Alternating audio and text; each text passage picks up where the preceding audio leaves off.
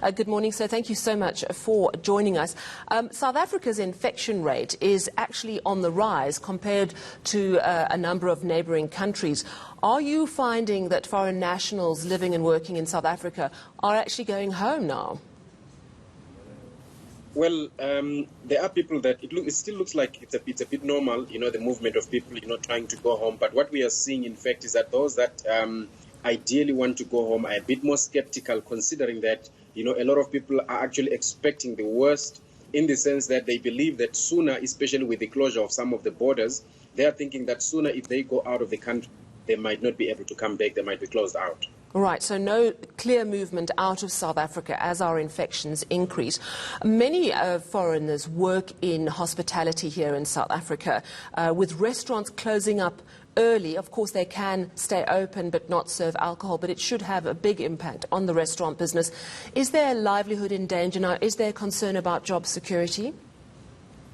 Well, indeed, there is, quite a concern, because remember that despite the fact that people are worried about, their health, and especially when you look at the food industry, especially the restaurants, which always has problems, especially in terms of, the payments, and where a lot of them do make money out of it, they are aware that that means that there is going to be a decrease in terms of, what they are going to be receiving at the end of the month, and therefore they are much worried, about how this is going to pan out.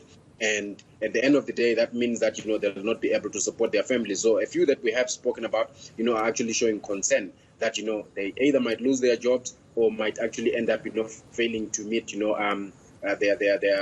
their commitments by at the end of the month. And what advice is the African Diaspora Forum giving them?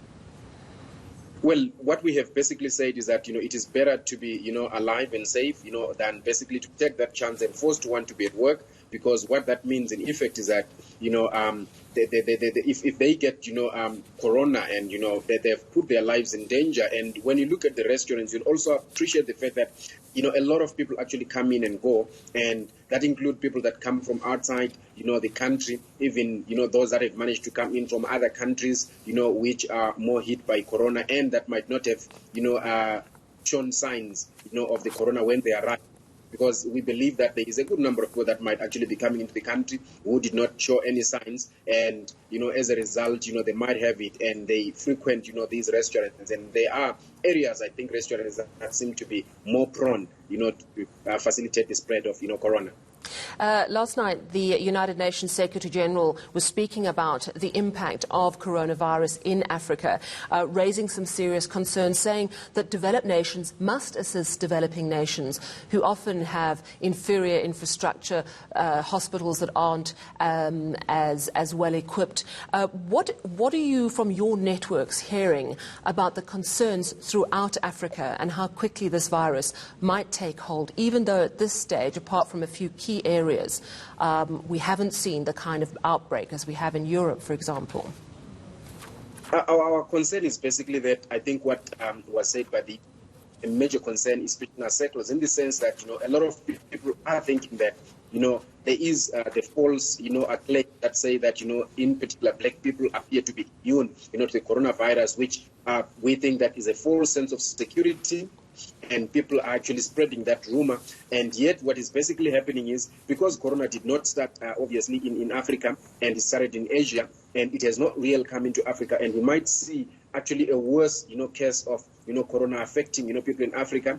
Looking at the testing facilities and capabilities, we are also, there is also an assumption that says a lot of people could be affected by corona, but they could simply be thinking that, look, it's just a flu, and they've not gone to see a medical practitioner. And again, the worst part of this whole scenario is that this is winter, and ordinarily people will get a flu in winter. And as a result, some people will neglect the symptoms of, corona, thinking that it's just an ordinary flu. So yes, there's a huge concern from our side. And we are also seeing that, for example, I think about 2 days ago, we saw a message that showed that despite what the president had said in Cape Town, the refugee reception center had about 400 people, that had gathered there.